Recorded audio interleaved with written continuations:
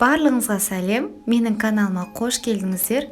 Бүгін сіздермен өте оңай, әрі нәзік және жұп-жұмсақ болып шығатын мандарин қосылған пирог дайындайтын боламыз. Ол үшін ыдысымызға жұмыртқаны салып, оның үстіне қант қосып, миксермен жақсылап шайқап аламыз.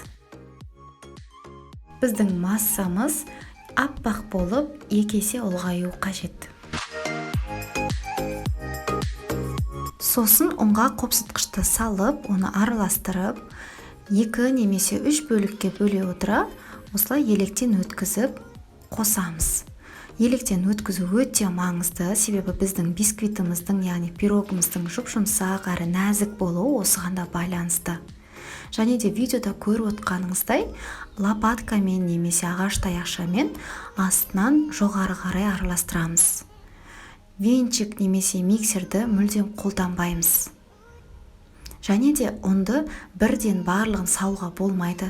Себебі пирогыңыз бірдестен сондай ұнға толып, қатты болып қалуы мүмкін, немесе көтерілмей қалады.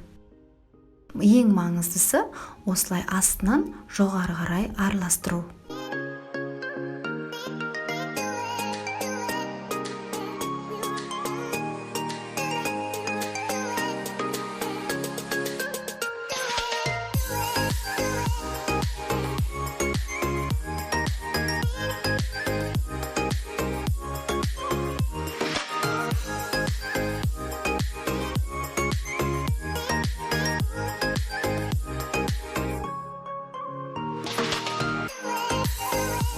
Араластырып болған соң, ертілген сары майды қосамыз. Оны да осылай лопаткамен астынан жоғары қарай араластырамыз.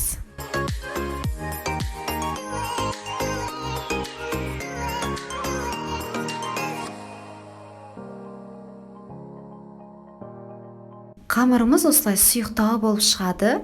Енді оны формаға немесе мен сияқты кольцоны пайдаланып пісіріп алсаңыз болады. Менің кольцомның диаметрі 20 см.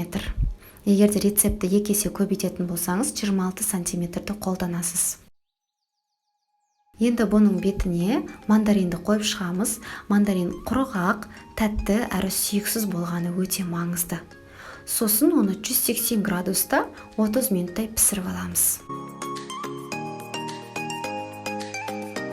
Сол уақыт аралығына оған қант ұнтағы мен лимон қышқылы, яғни шырыны қосылған сұйықтықты дайындайтын боламыз. Ол үшін осылай жақсылап араластырып аламыз және дайындап қоямыз. Енді пирогымыздың піскенін ағаш таяқшамен тексереміз. Ол құрғақ болып шыққан дұрыс. Және ыстық күйінде осы сұйықтықты осылай құйып шығамыз барлық жағына.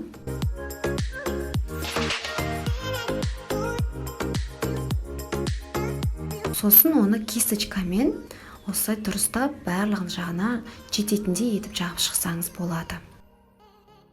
Кольцодан ажыратып суытамыз. Осылайша біздің нәзік әрі жұмсақ пирогымыз дайын болды. Міндетті түрде жасап көріңіздер, себебі мандариннің дәмі өте бір ерекше дәм беріп тұрады. Үй ішіңізге ұнайтыны сөзсіз. Және де менің видео рецептім ұнаған болса, міндетті түрде лайк басып, тіркеліп қойды ұмытпаңыздар. Және де колокольчикке басып қойыңыздар.